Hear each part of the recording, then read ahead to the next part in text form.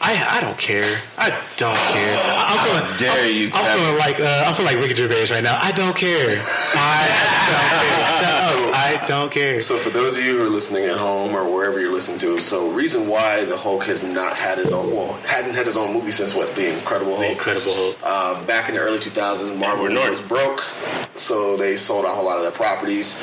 X-Men, Spider-Man, all those guys. Dickheads. Who made that decision? Are they fired? That person is fired. I would assume so. They weren't selling at the time. Like, let's be clear, guys. It's not like how it is now. Yeah. Everybody just goes crazy. They were broke. They were going bankrupt. That's the only way they were going to stay afloat. No, I'm just going to so they sold the movie rights to Namor and Hulk to Paramount. And so that's the reason why the Hulk can't be in his own standalone movie, because Paramount owns the standalone movie rights for Hulk, and Disney does not want to share. How does it feel when you own the IP, but you know that you don't have what it takes to make a good movie? I don't have what I can just see an executive for Paramount on his knees like, I'm not strong enough. Like, that'd be hilarious. But I want to know what the people are like. Can we? Hey guys, are we gonna try to do the Hulk movie? The Incredible Hulk wasn't bad though. And Disney's just sitting over there in the corner licking his chops. The Incredible Hulk wasn't bad though. With Edward Norton? Edward Norton was. Where he fucks up the Yes. No, I like that. Everyone else is in the back room. Don't you do it? No, it wasn't bad. No. I just don't want to see Mark Ruffalo as the Hulk anymore. Like, I'm cool off Mark Ruffalo. But that's the thing. Like, apparently people are clamoring for a standalone Mark Ruffalo Hulk movie. Because people are... Mark Ruffalo. I was about to say something. I was about to call you a name that's not aggressive in 2020. But people are they're soft, man. Okay. They're soft. They're soft, man. I know. I hit that with the Matrix. I almost said something. With the power of editing, you can say it. This is gonna be a big. I just soft, bro. Like Mark Ruffalo, it wasn't that great of a Hulk, man. And then it's like they kept shoehorning him into stuff. Like, we're not even going to create a voice for the Hulk. We're just going to use Mark Ruffalo's voice for this hulking, massive, giant. That's terrible. Be more disappointed when you find out that was supposedly his idea. Of course, it was his idea. And what can they say to him at this point? They're gonna tell him no. He's the Hulk at this point now. Man, I really did. I was dismayed when I found out that Edward Norton wasn't the Hulk. He was a good Hulk. I liked him as the Hulk, and I liked his take on Bruce Banner. Was good. Bruce Banner, man. He was.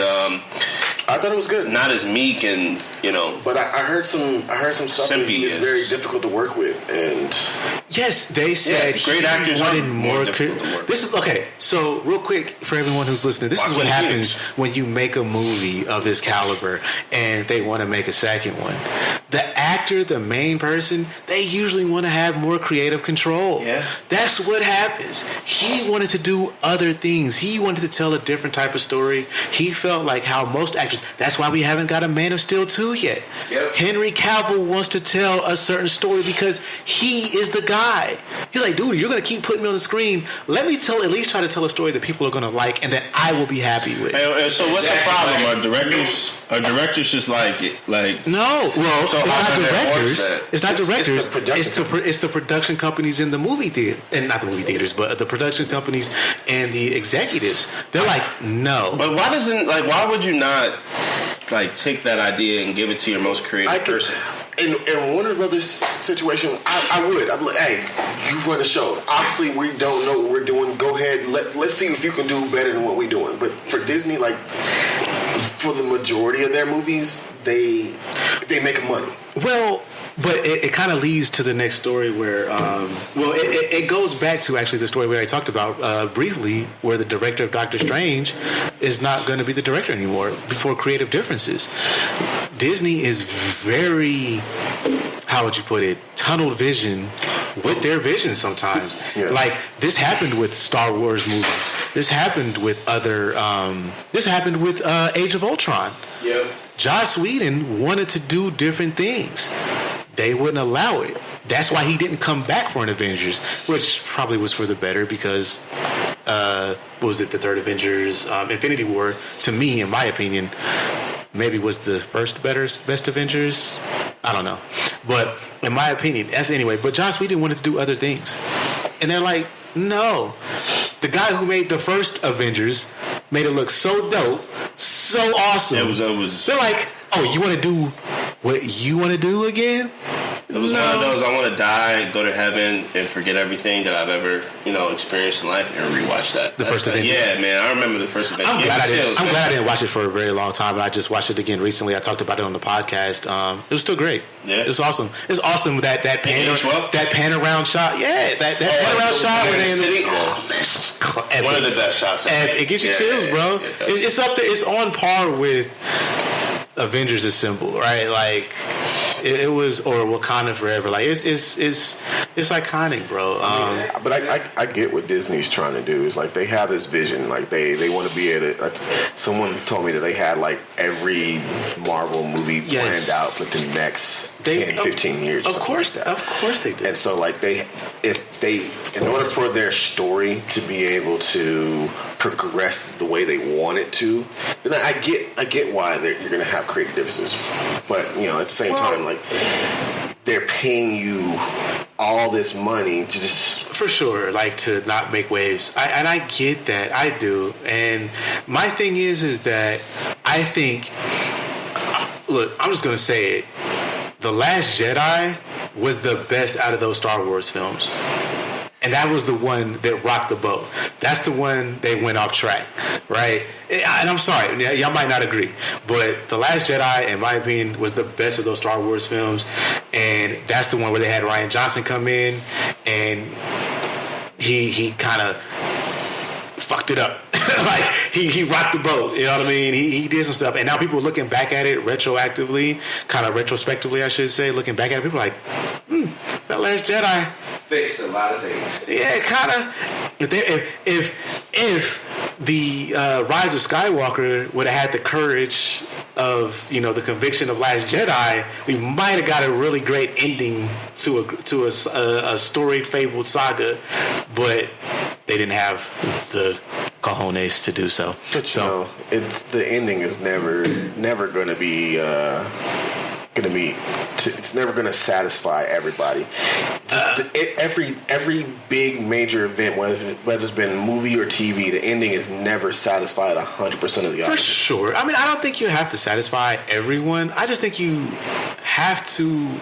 Look, granted, I'll say for myself, for me. Take a chance, man. Take a chance. That's all I'm saying. People are going to hate it or love it regardless. But, like, Rise of the Skywalker had, like, so many safety nets. Like, there's no point in jumping off of the damn, being a trapeze artist at this point. Like, you might as well just walk across the line, like, walk across the net. Like, you know what I mean? And that's fine. It made $1 billion, whatever. Like, it's not my money. But that's just me. A little slice of that pie, though. I would love to. So Disney, I will direct Doctor Strange, and I'll direct anything. I'll do anything y'all want me to do. I'm for hire. Y'all don't even got to pay me all that much. While I'm talking shit, I'm for hire. Like I'm for hire. I'm like the guys in the NFL. Like, we're slaves, but I'm gonna keep playing. That's my tangent off of that anyway. And Joaquin Phoenix, because he's not a slave to anything. He got arrested for protesting. Go Joaquin Phoenix. That's a weird dude, man. So you see his speech? Did you see his Golden Globe speech? I saw his. I saw the follow-up speech. He was in the back, and they like kind of tricked him into answering more questions. I didn't see the follow-up. And they were like, "Hey, Joaquin, so what did you have to do in order to embody the role of the Joker?" And like, he's like, "I think I already answered this question. You want me to like tell it to you again, but like in a different way?" Or he was kind of a dick, but it was funny, and gosh, I mean, you get asked the question so many times, right? Like, dude, I already answered it, but just his whole demeanor.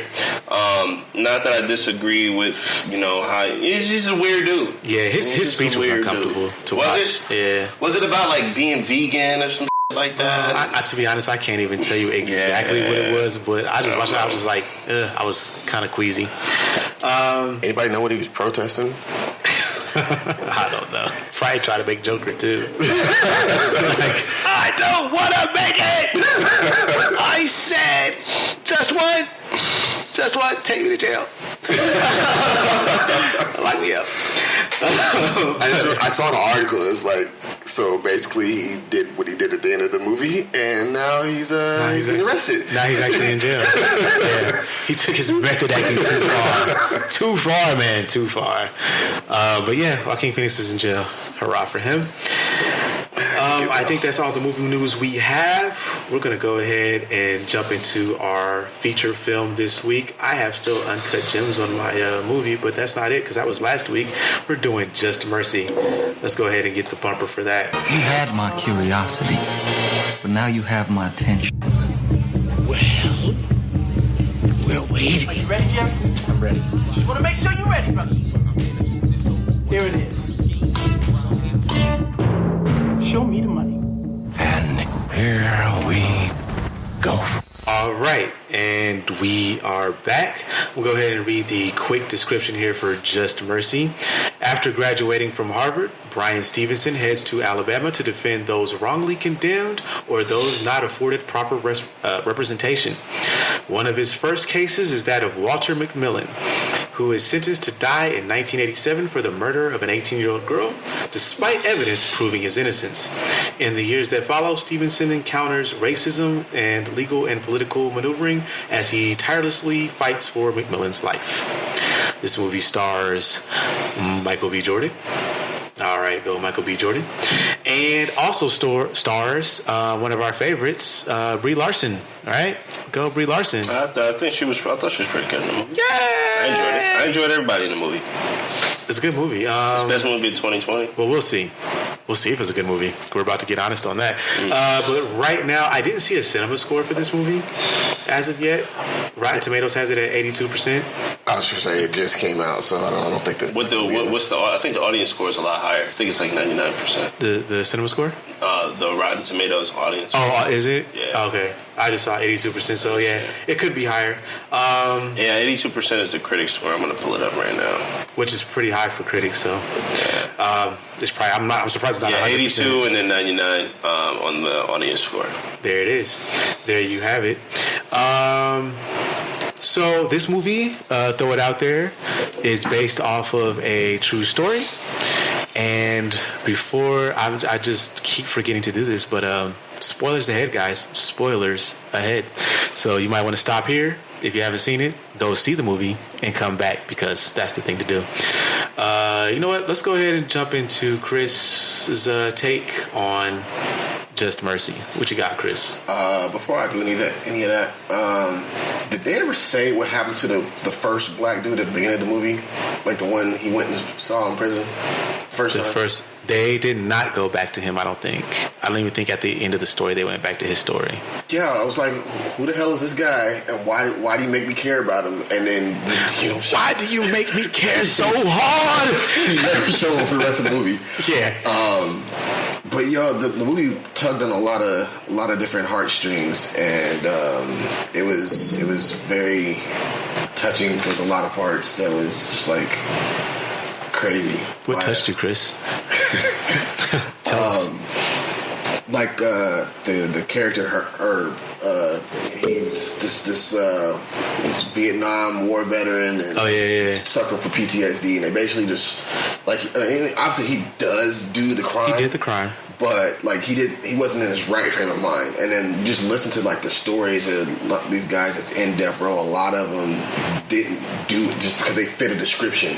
Or in the case of the dude Walter, it's like I'm gonna have someone lie to put you in the situation. Right. They put him on death row a year before his trial actually started. Right. So which how could I forget?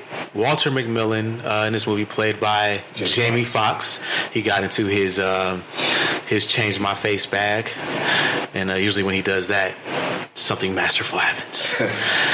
Did something masterful happen here, Chris? I mean, do you feel like something masterful happened in this movie? Yeah, I mean, it showcases a lot of different things that goes on that still go on today.